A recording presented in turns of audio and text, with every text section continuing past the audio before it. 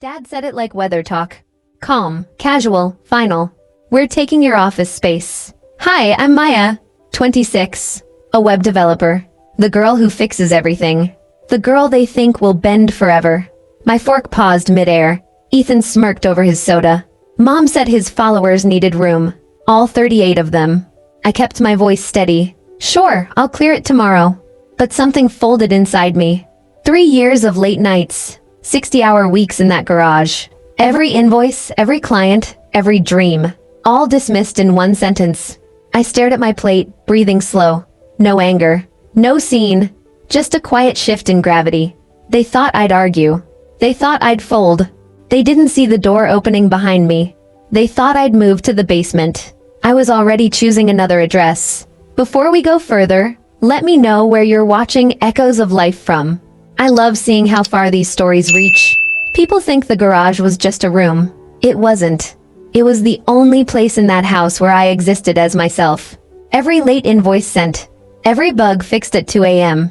Every contract that kept their lights on. But this wasn't new. It started years earlier. When I was 16, I saved months for a laptop. Ethan got a brand new iPhone because kids need one.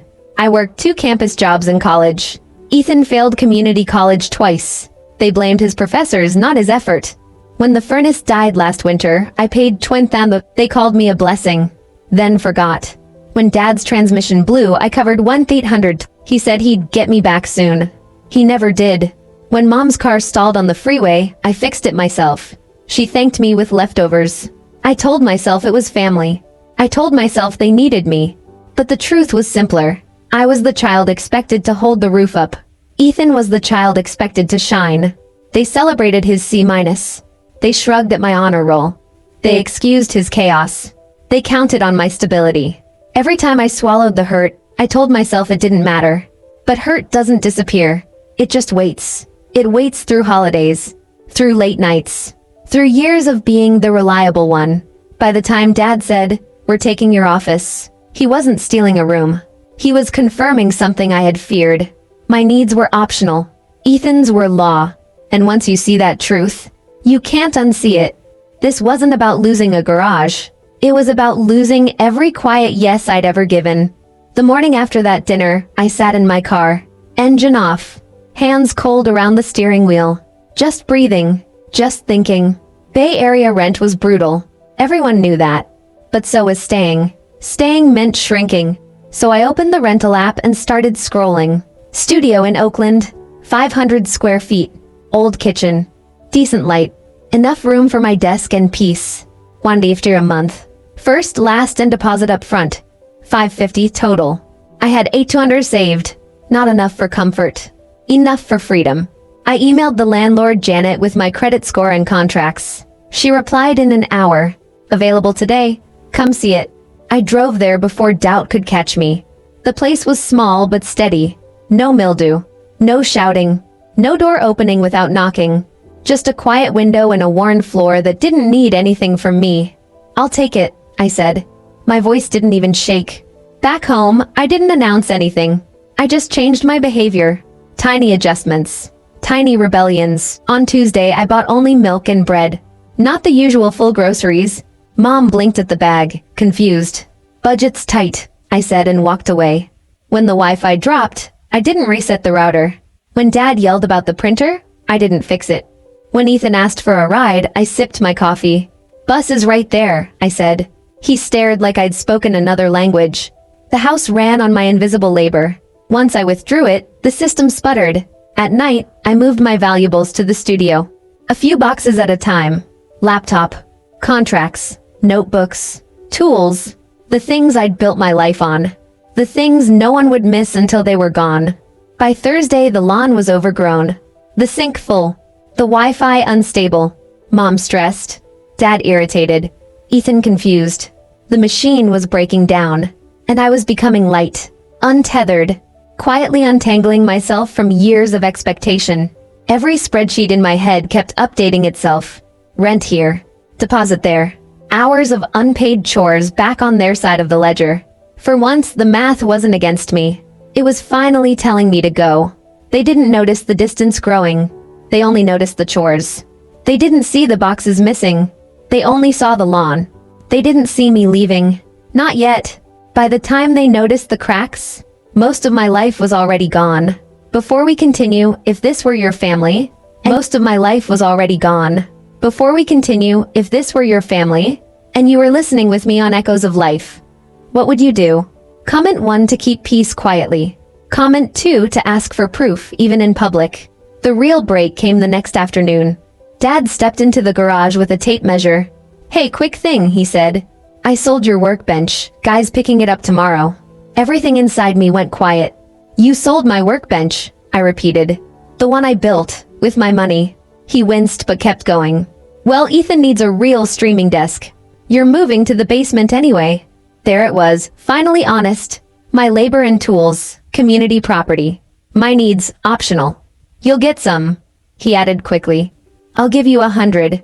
Split it. 100 for my hours and my back. Keep it, I said. Call it another investment in Ethan's career. When he left, I grabbed my phone, opened the moving app, booked a U-Haul for Saturday morning, $160 click.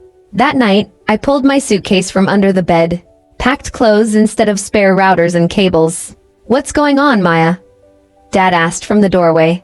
I folded a shirt, then another. I'm moving out tomorrow, I said. Moving where? Why didn't you tell us? I signed the lease last week. I'm telling you now. That's ridiculous, he snapped. You're overreacting. We're family. You have space in the basement. Family as leash. Basement as gratitude. I walked past him to the kitchen, pulled a sheet from the printer tray, grabbed a marker. Across the top I wrote, Maya's contributions last 12 months. Rent and utilities, a little over 12,000. Groceries, almost 5,000. Repairs and tech support, another 7,000. Total, roughly 24,800. Underneath, I added one more line. Ethan's contributions, 0. Attitude, priceless. I slapped it on the fridge. Mom walked in, read it, went pale. It hasn't been that much, she whispered. Check my bank statements, I said. I kept every receipt. Dad read it twice, color draining. The furnace wasn't that expensive, he tried. 2,700, I answered. You promised to pay me back when things eased up. I'm not here to fight about money, I said quietly. I'm just done pretending this is fair. What about the internet? The streaming? Your brother needs it for his channel, Mom asked. I canceled the internet yesterday, I said. My name comes off the utilities Monday. Silence filled the kitchen. No Wi-Fi. No streaming. Saturday morning, the U-Haul filled the driveway. I carried boxes past them. Steady, finished, gone. Mom cried. Dad accused. Ethan clutched his useless ring light. I didn't shout. I didn't list every slight. I just shut the truck door and turned the key. In the side mirror, they looked suddenly small. A house full of people who finally had to meet their own bills. When the house finally went cold, they felt a fraction of what I had. The first week in my studio was shockingly quiet. No, Maya, the Wi-Fi's down. No, can you look at my car? No, your brother needs a ride. Just my desk by the window. My contracts. My coffee. My life. On day 2, Mom texted about the internet. It's not working. Did you really cancel it? I watched the bubbles appear, then disappear. For once, silence felt like an answer. Day 3, Dad called. The hot water heater's making a noise. YouTube has tutorials, I said. Welcome to homeownership. By day 10, the real call came. The furnace quit, he said, voice tight. It's freezing. We don't have money for a repair visit. Of course they didn't. Their emergency fund had always been me. What's the error code on the panel? I asked. He read it slowly. I pulled the manual up on my laptop. It's the igniter, I said. Parts about 95, labor will cost more. He went straight to the old script. Can't you just come fix it? I looked around my warm, paid-for apartment. My name on every bill. My work on every wall. I can, I said. But there are conditions. He went quiet. Conditions? I'll fix it once, I said. After that, we sit down as a family. We open the numbers. Real budget. Real responsibilities. And Ethan starts contributing. Job, rent, chores. He hesitated. Pride wrestling with cold air. Deal, he said finally. At the house, the furnace took an hour. New igniter in. Heat back on. When Mom started thanking me, I held up a hand. Kitchen table, I said. Bring your bills. We spread everything out.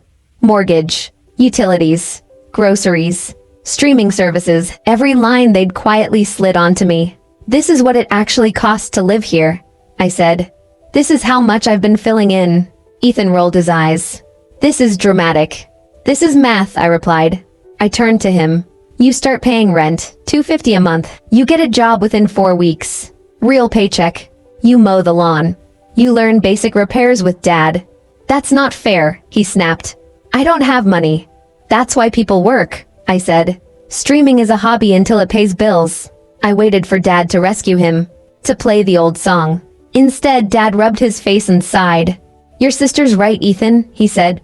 Things have to change. The look on Ethan's face was pure betrayal. For once, not directed at me. I gathered the stack of printed statements, tapped them into a neat pile. I'm not cutting off love, I said. I'm cutting off unlimited access. I stopped being their safety net and started charging like everyone else. 6 months later, my old house felt like a different planet. The lawn was trimmed. The porch light worked. We had a rule now. Once a month dinner.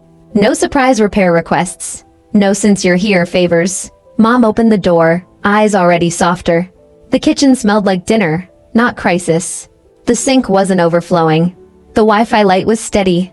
During dessert, Dad cleared his throat, pulled an envelope from his wallet. Inside was $500 in careful bills. It's a start, he said.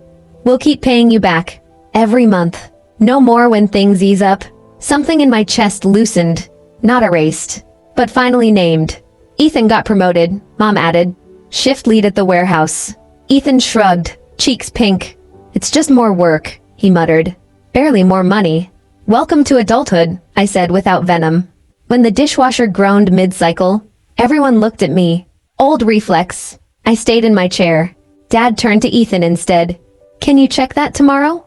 Ethan nodded like he'd been doing it for months. Later that week, my phone buzzed. Got a bonus, Ethan texted. Sending $300 for the bike. I was a dick. Sorry. The money hit my account with a tiny note. For the bike. It wasn't the amount. It was the accountability. I still keep boundaries. I don't lend money. I don't rush to rescue. I visit as a daughter, not infrastructure. Sometimes the kindest thing you can do is walk away. Not to punish, but to stop protecting people from themselves. Leaving didn't end my family. It ended their habit of living on my back. If this story on Echoes of Life resonated, please like the video, share it with someone exhausted, and subscribe to stay for the next story.